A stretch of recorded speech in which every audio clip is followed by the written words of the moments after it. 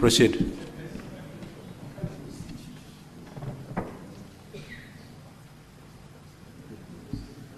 Then there was also the second question.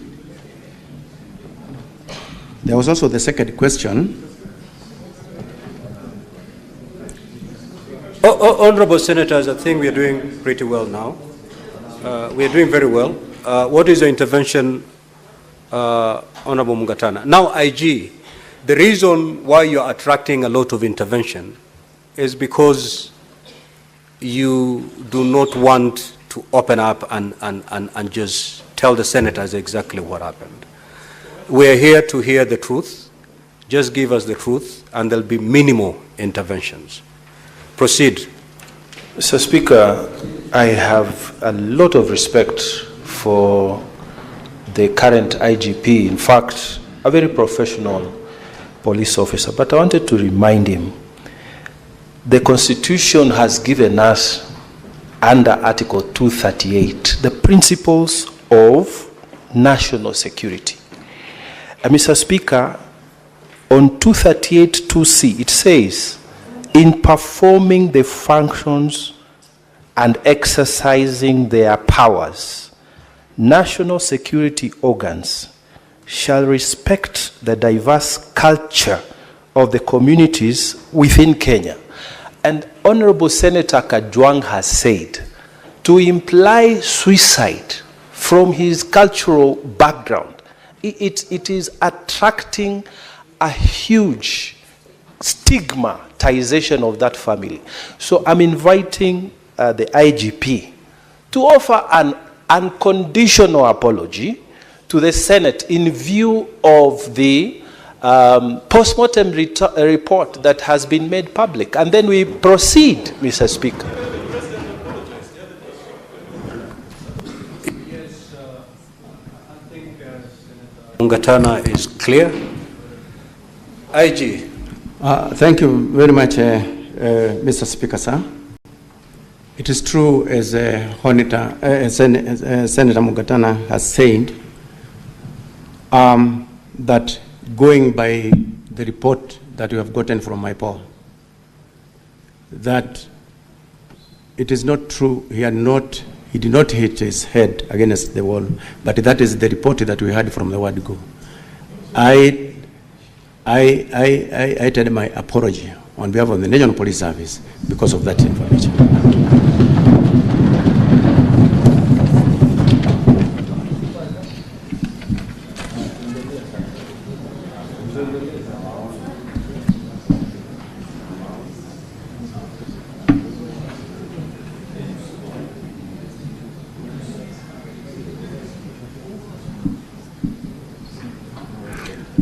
So there was also the question of how the police are trained. That question was clearly answered by my CS. He also did mention that FADS is also another constraint that has been delivering the National Police Service to enable us to train everybody within the service. Then there was also the question of how many were in the cell. There was also the question of how many were in the cell where Albert was held. Again, Mr. Speaker,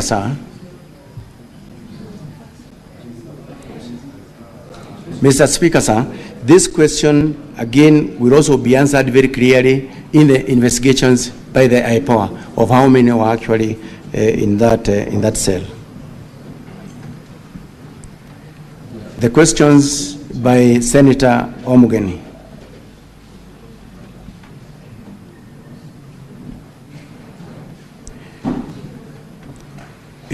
As I have indicated,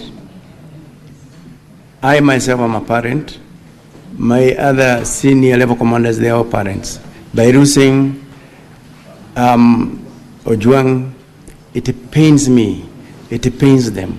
It is not right to lose them in a police cell. Now, when he arrived, or when he was brought in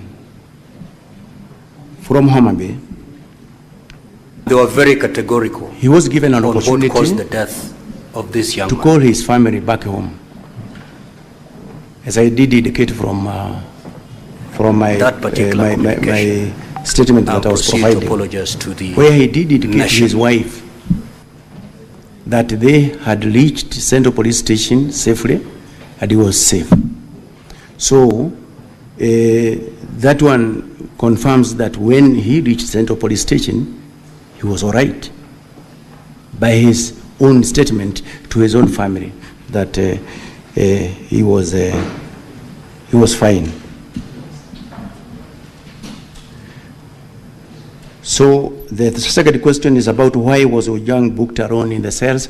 As I have indicated there earlier, this is something that is we are going to be provided with answers by the investigating agency, because these are some of the questions that it must answer.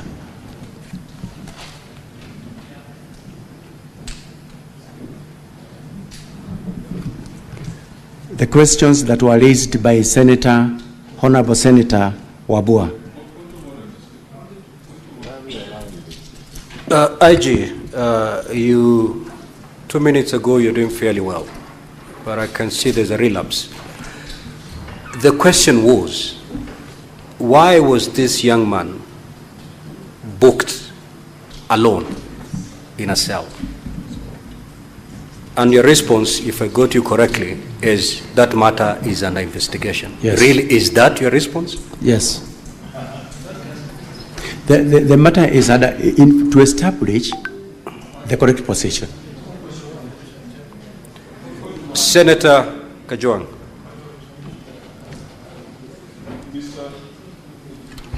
Mr. Speaker, I'm assuming that the IG is proceeding sequentially, and he has conveniently avoided two questions that I asked.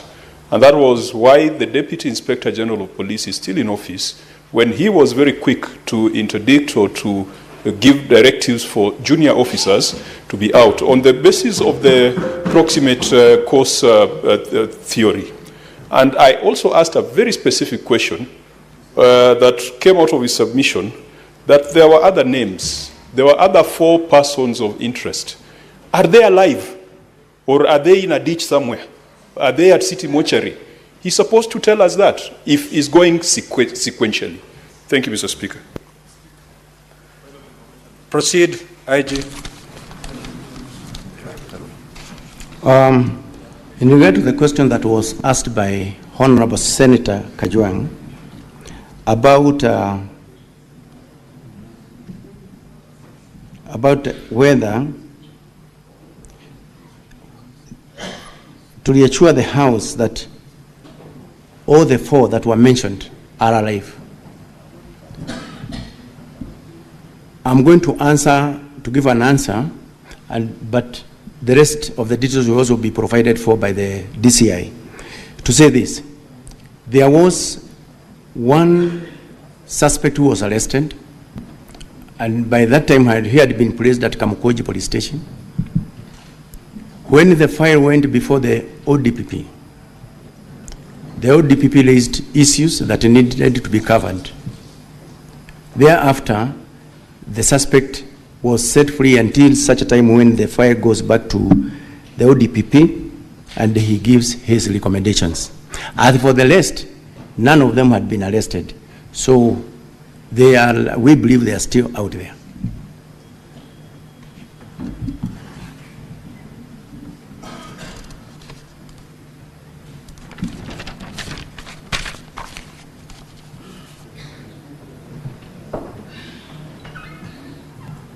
About why the DIG is still in the office, the reason why I did not go back to that question, it is because the CS had given actually an answer on the same.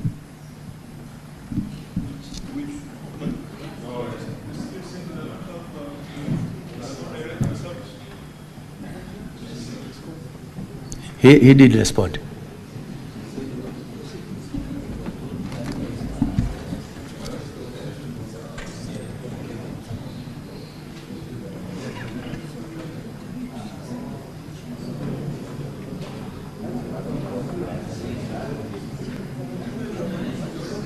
Yes, proceed, IG. Proceed. We need to save on time. Thank you very much, Mr. Speaker.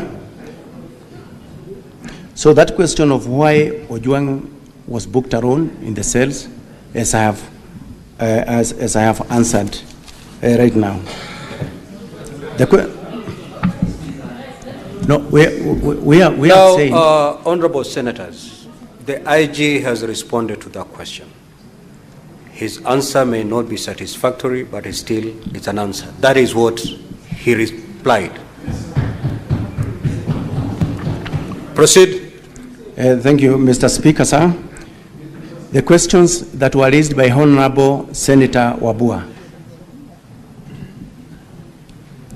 He first of all registered displeasure of the absence of the chair IPOA. I think that one was recorded. The questions that were directed to the AG is when at the Central Police Station,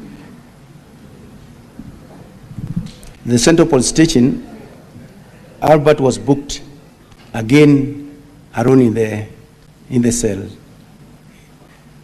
And I have answered that question there before. I have answered the question. IG, can you repeat your response to that question so that it's clear? My response to that question, I have indicated that why he was booked in that cell alone, it is something that we need the investigating team to also let us know, because there are a number of cells that are at the Central Police Station. And now, at that particular time, I don't have the figures of those who are actually under the custody of those cells. But in the investigation, in the course of the investigations, we are going to get out the answers very, very clearly, Honorable Speaker. IG, your CS has tabled the police standing orders, which are very clear on how to handle a suspect, book him in, and all that. Under what circumstances, and that is what the senators would wish to know, under what circumstances can a suspect be put in a solitary confinement? And did this young man fit the description so as to be put in a solitary confinement? Honorable Speaker, once again, thank you very much. The CS have actually tabled the standard operating procedures through which the procedure that the police follow actually when someone is being placed in the cells, somebody has been arrested, brought in, the recording of the OBs, the recording actually in the cell register, and the number of even those suspects that are held in a particular cell is also very clear. So what I am not very, very sure of as at now is, and I'm looking forward to the investigation of the IPOA, why is it that he was alone in that cell? Is it that we had more cells? Is it that we did not have others who are there? So we are waiting for that question from IPOA. Proceed, IG. Honorable Senators, let him conclude. We'll get better responses from IPOA. But before you proceed, IG, what's your intervention, Senator Undergo?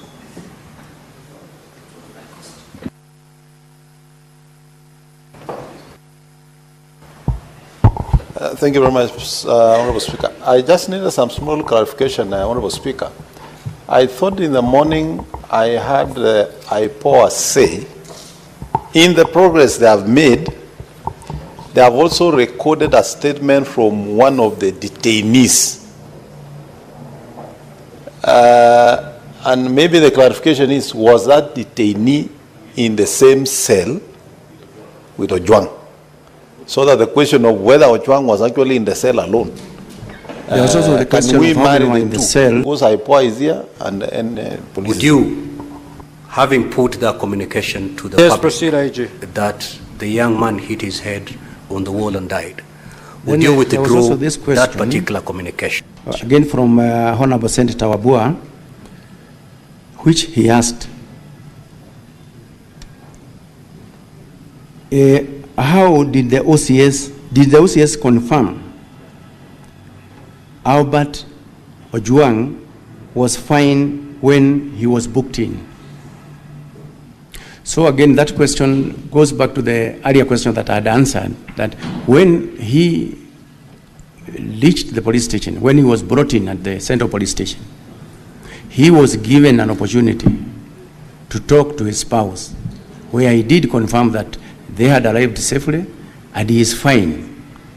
And that record is actually in the occurrence book, and it was done by those officers who are at the report office at the Central Police Station. So that is actually the confirmation that he was fine when he reached the police station.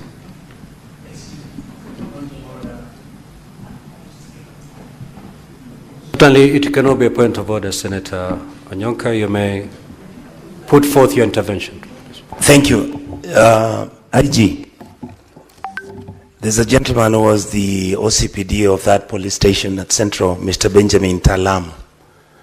Are you aware that he refused to book Mr. Ojwang when he was brought in, and that is why he was taken to the hospital?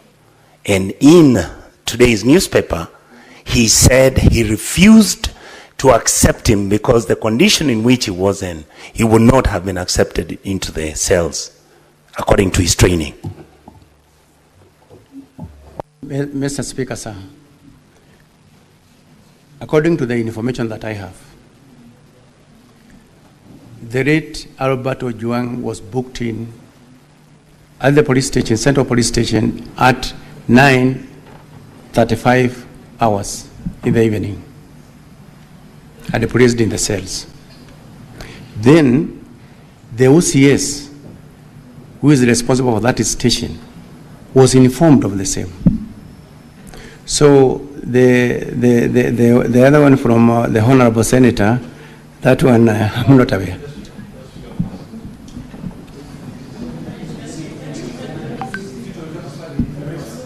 Honorable Senators, I'm taking note, and Senator Wambua, I'll come back to you. Just run through the questions that you have. For those ones that we feel are not satisfactorily answered, we will certainly have an opportunity, Senator Boni. Just proceed. Yes, Senator Boni. Mr. Speaker, the public and the Senate are expecting that the witnesses we have this afternoon will shed light. And that light can only come out of the quality of the evidence that they are adducing. Mr. Speaker, there is something called a hostile witness. When a witness deliberately, with due respect to Kanja, either becomes economical with the truth or attempts to evade a question, he's being hostile. What is the value of this exercise if the IG, who is supposed to have convinced himself on how Ojwang was handled, how can he be the same one now deflecting that responsibility to IPOA? He's supposed to give evidence in the same manner he'll give to IPOA when IPOA will call him to appear before them, Mr. Speaker. I know, Honorable Senators, the beauty of this is that we have all the players before us. He has shifted the burden to IPOA. IPOA is right before us. They will take to this stand, and they will go through exactly the responses that have been put forth by the IG. If the IPOA representative wasn't here, then a lot would have left hanging. So, Honorable Senators, let us be patient. Let us be patient. Let us be patient. Proceed. Much, Honorable Speaker, maybe I can just read a small part of my earlier statement. That just pick the question and respond, so yes, that we move. So the question that had been asked here is, I would like to reply as follows. When they arrived at Central Police Station in Nairobi at approximately 21:17 hours, and at 21:24 hours, Mr. Albert Ojwang contacted his wife via mobile number that is also provided there to inform her of his safe arrival. Chief Inspector Taram, the officer commanding the police station, was contacted through his mobile phone. The number is also provided, and they authorized the booking of PC Mohammed Rashid Hiro Abdurai booked the suspect into the cells after confirming his normal physical and mental state was okay. Filed OB number 136/07/06/2025, which was done at 21:35 hours. That is the information that I have, Honorable Speaker, on that note. There was also the question of who interfered with the CCTV cameras at the station. Honorable Speaker, this question is amongst the many questions that the investigating agency who are actually looking, who deals with matters, criminal activities by police, to give us an answer on that one, so that we can actually now be able to take appropriate measures with anyone who interfered with the normal settings of the CCTVs around that station. There was also the question from Senator